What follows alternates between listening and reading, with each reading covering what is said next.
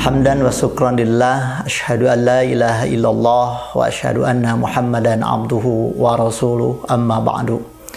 Wa qala Allah ta'ala fil Qur'anil Karim, a'udzu billahi minasyaitonir rajim.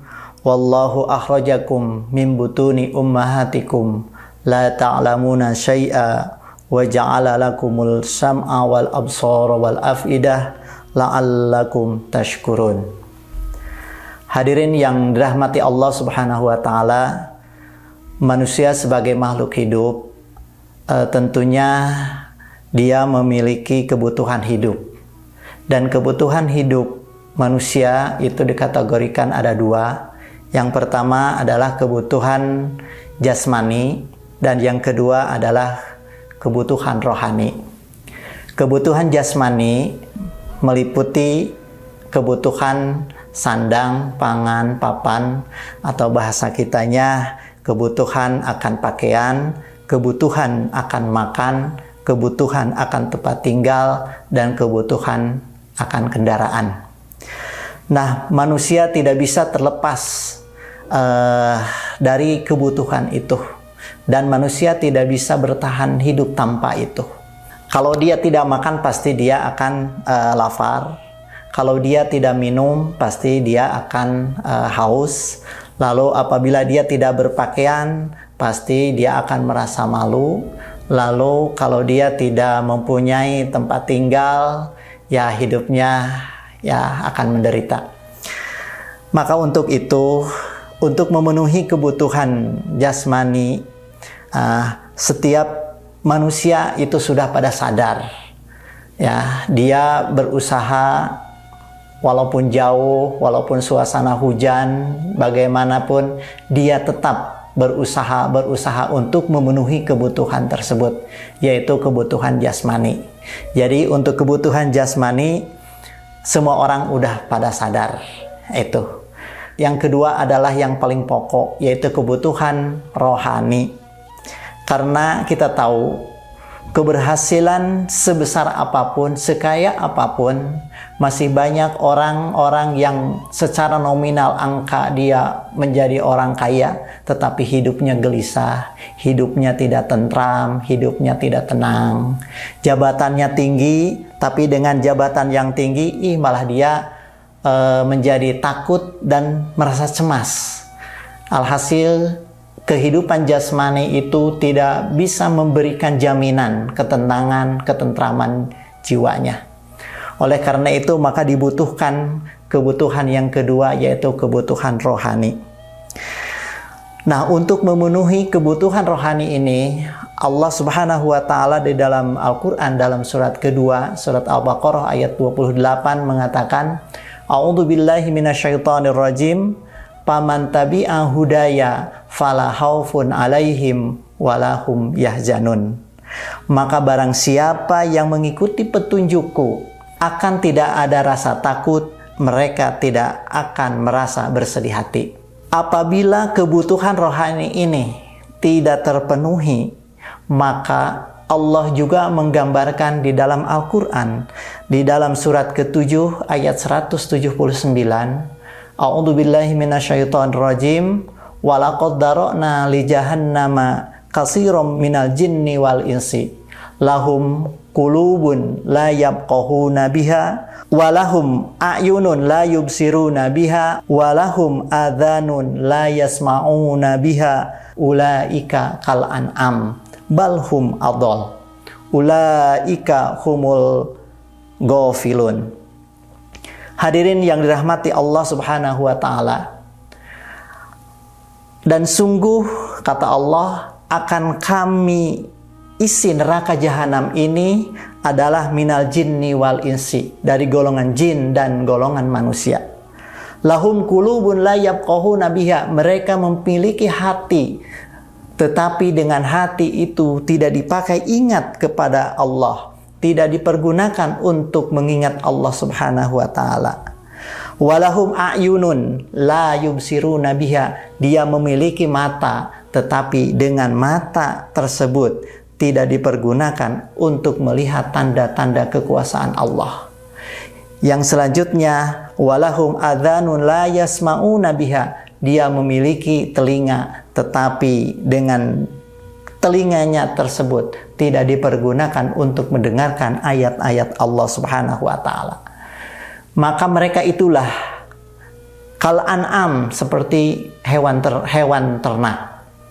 Balhum adol, bahkan mereka lebih sesat lagi. Maka mereka itulah orang-orang yang lengah. Hadirin yang dirahmati Allah Subhanahu wa taala. Dari paparan ayat tersebut, kita bisa menyimpulkan di mana di situ terdapat sifat-sifat binatang. Kita tahu yang pertama, sifat binatang itu tidak tahu aturan. Yang pertama, kedua, tidak punya rasa malu. Ketiga, tidak punya rasa solidaritas.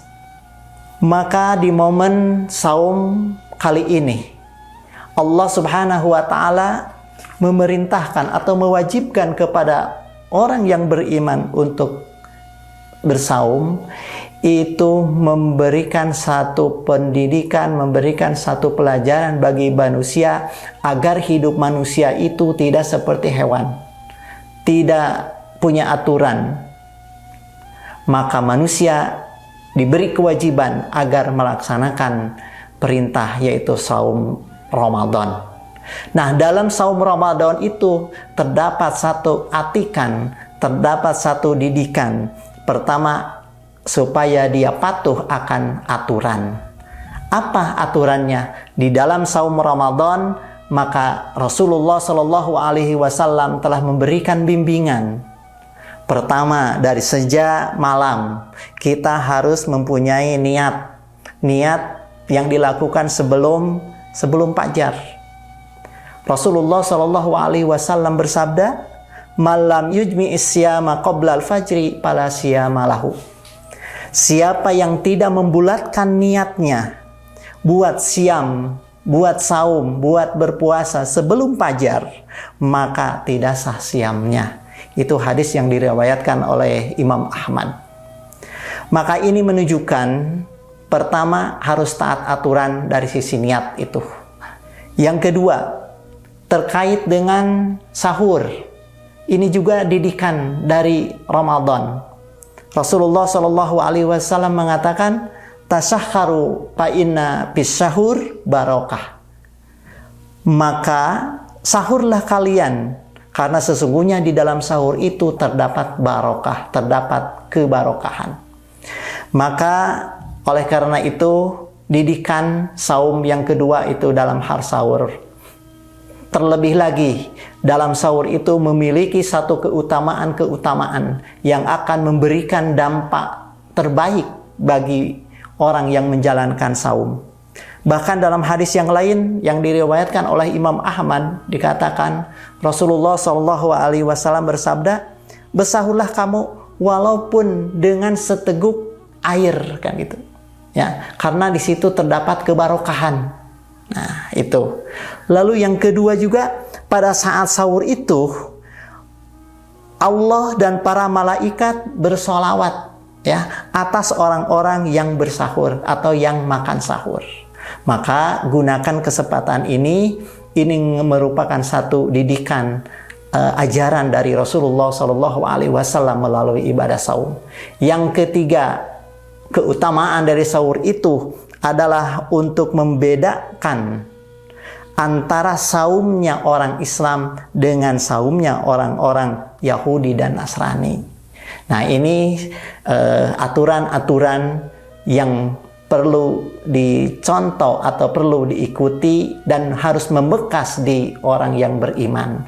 Jangan sampai aturan ini diabaikan. Konsekuensi kalau aturan ini diabaikan, maka hidupnya seperti binatang yang tadi, yang tidak punya aturan. Bagaimana tadi sifat binatang? Binatang itu tidak tahu halal haram, ya.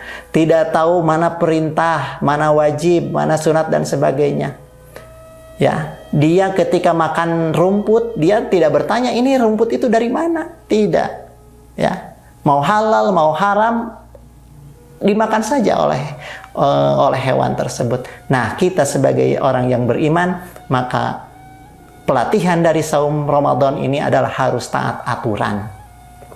Yang kedua, tadi sifat binatang itu adalah tidak punya rasa malu. Ya, nah, kita tahu bagaimana karakter binatang. Kalau kita melihat ada seekor pejantan, ya di tempat umum kan ngejar-ngejar betina itu tidak punya rasa malu kan, seperti itu. Nah, kalau hal ini terjadi kepada manusia, wah, ini akan terjadi satu kecelakaan yang besar, akan terjadi sesuatu musibah yang besar kalau manusia itu sudah tidak malu, tidak punya rasa malu. Maka dengan adanya perintah saum ini, maka manusia dididik agar dia menanamkan rasa malu kepada Allah Subhanahu wa taala.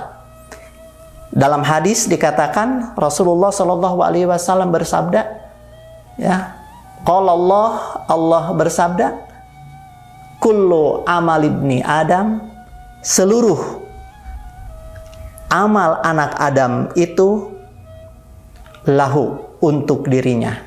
Allah Subhanahu wa taala berkata, fa innahu li wa ana ajibihi. Saum itu adalah untukku dan aku yang akan membalasnya.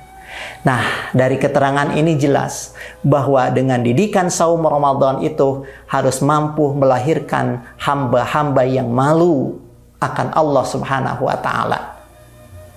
Walaupun siang hari makanan digelar, tidak ada orang yang melihat, tidak ada orang yang akan melarangnya, maka tetap karena kita sedang berhadapan dengan Allah, Allah melihat kepada kita, lalu tumbuh rasa malu kita kepada Allah.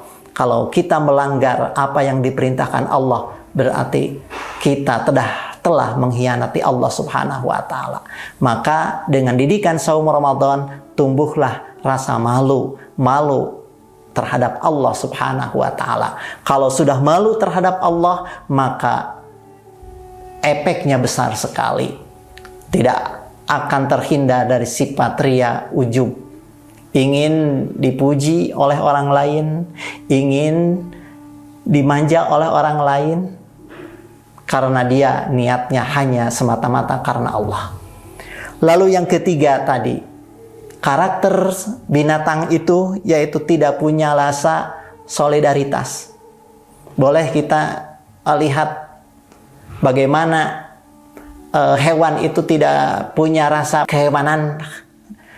Seperti umpamanya, tak kala hewan tersebut induknya dikasih makan, ya, kan dia tidak peduli terhadap tetangganya, tidak peduli terhadap temannya, kan gitu. Dia malah sendiri saja makan, dikasih rumput, tidak ada hewan yang ngasih rumput kepada hewan yang lain atau kepada temannya, padahal sesama hewan, kan gitu. Nah itu, jadi tidak punya rasa solidaritas. Gitu. Yang kedua, contoh yang kedua, apabila induknya, umpamanya kalau musim kurban, induknya mau disembelih, temennya mau disembelih, dia dikasih makan, tetap aja dia tidak peduli, ya, terhadap teman yang akan disembelih tersebut. Nah ini karakter binatang itu seperti itu. Nah kalau karakter binatang ini sudah hinggap di manusia, maka ini merupakan hiji alamat kehancuran. Kenapa? Karena tidak ada kepedulian terhadap sesama. Maka dengan adanya perintah saum melalui contoh Rasulullah Shallallahu alaihi wasallam, kata Rasul, man patoro so iman, barang siapa yang memberi iftar kepada orang yang saum, kutibalahu mislu ajrihi, maka ditetapkan baginya pahalanya seperti orang yang melakukan saum berpuasa. Ini merupakan satu targhib, pangbubungah, ya, bagi orang yang memberikan iftar terhadap sesamanya. Nilai yang terkandung dalam hadis ini adalah bagaimana kita menjadi orang yang bermanfaat bagi manusia yang lainnya. Khairukum anfa'ukum linnas. Sebaik-baiknya orang adalah orang yang bermanfaat bagi manusia yang lainnya. Hadirin yang dirahmati Allah Subhanahu wa taala. Itu diantaranya karakter-karakter yang mesti dijauhi, karakter jeleknya seperti karakter binatang. Lalu orang yang beriman harus menjauhi dari karakter-karakter tersebut. Dan dengan adanya saum Ramadan ini, mudah-mudahan karakter-karakter baik dapat terpatri di diri seorang mukmin. Hadirin yang dirahmati Allah Subhanahu wa taala, itu diantaranya faidah atau didikan bulan Ramadan agar menjadi manusia yang abdan nas, sebaik-baiknya manusia di hadapan Allah Subhanahu wa taala. Hadirin yang dirahmati Allah Subhanahu wa taala, jadi kalau disimpulkan, pertama, kita sebagai makhluk Allah, Allah menciptakan kita dan Allah juga memberikan berbagai fasilitas bekal buat kita. Ya, diantaranya harus memenuhi kebutuhan hidup yang keterkaitan dengan jasmani, kedua keterkaitan dengan rohani. Nah, keterkaitan dengan jasmani, Rasulullah telah mengatakan, sumu tasihu, berpuasalah kamu, maka kamu nanti akan menjadi orang yang sehat. Ungkapan Rasulullah Shallallahu Alaihi Wasallam ini menunjukkan bahwa puasa memberikan manfaat yang sangat besar bagi kesehatan fisik dan kesehatan mental. Berpuasa dapat membantu membersihkan racun-racun yang ada di tubuh kita, meningkatkan sistem kekebalan tubuh, dapat mengurangi stres, dapat menghilangkan kecemasan. Itu kebutuhan jasmani.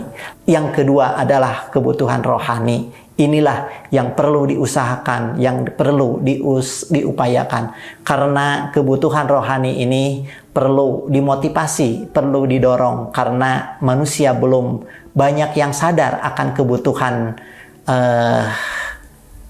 kebutuhan rohani ini. Hadirin rahimakumullah yang dirahmati Allah Subhanahu wa taala, sekian yang bisa disampaikan. Mudah-mudahan menjadi tadzkirah bil khusus buat saya pribadi. Mohon maaf apabila ada kata yang tidak berkenan. Sekian, wabillahi taufiq wal hidayah. Wassalamualaikum warahmatullahi wabarakatuh.